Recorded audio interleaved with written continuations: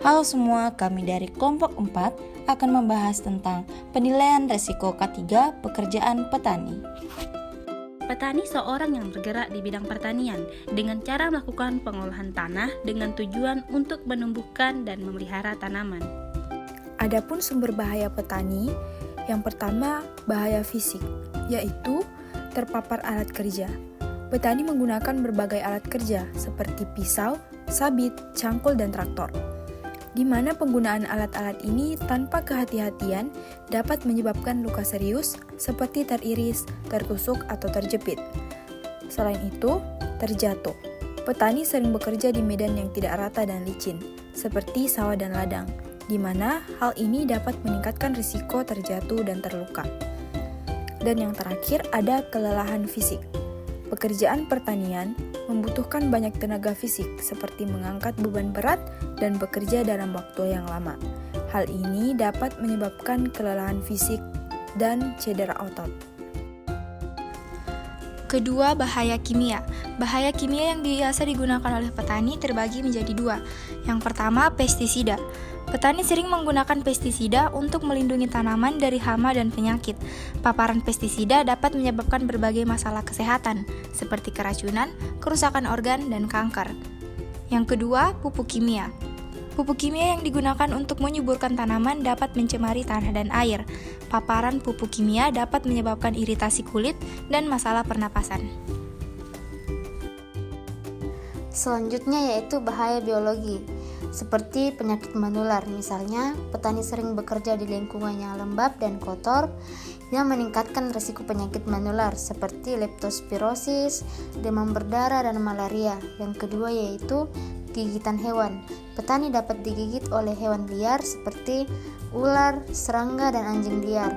Gigitan hewan dapat menyebabkan infeksi dan penyakit serius. Selanjutnya bahaya ergonomi. Pertama, postur tubuh yang buruk. Petani sering bekerja dengan postur tubuh yang buruk, seperti membungkuk dan mengangkat beban berat. Hal ini dapat menyebabkan nyeri otot dan sendi, serta masalah tulang belakang. Kedua, gerakan berulang. Petani sering melakukan gerakan berulang seperti mencangkul dan menyiram tanaman.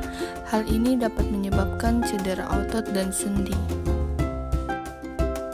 Petani tidak terpapar radiasi dalam pekerjaan mereka. Alasannya, petani tidak bekerja dalam bahan radioaktif. Kemudian, petani juga tidak bekerja di lingkungan dengan tingkat radiasi yang tinggi.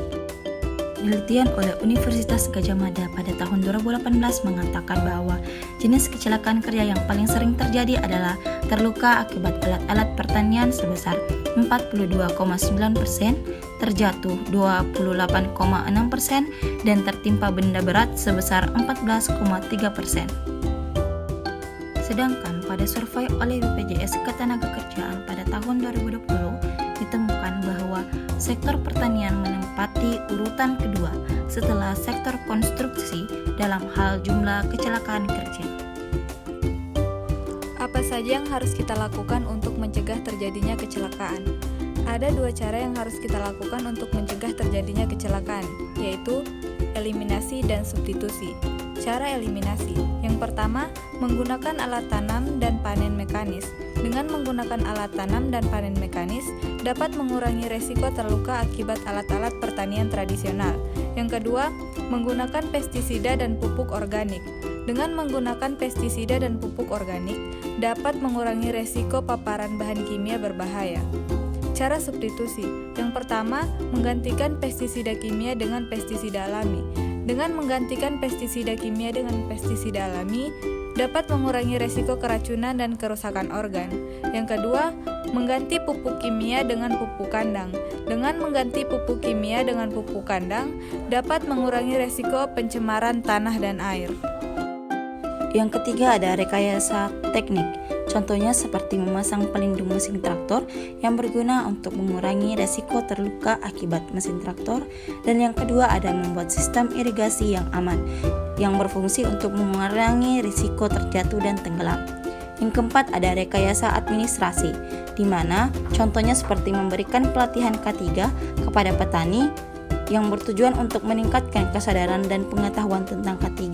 Dan yang kedua adalah membuat peraturan dan prosedur kerja yang aman, yang bertujuan untuk mengatur cara kerja yang aman dan terhindar dari bahaya. Jangan lupa menggunakan alat pelindung diri atau APD seperti menggunakan sepatu pelindung, pelindung tubuh, menggunakan helm pelindung, masker, dan sarung tangan pada saat bekerja. Jadi jangan lupa ya untuk menggunakan alat pelindung diri untuk melindungi diri dari kecelakaan kerja. Itulah tadi video edukasi yang kami tampilkan, semoga bermanfaat. Bye!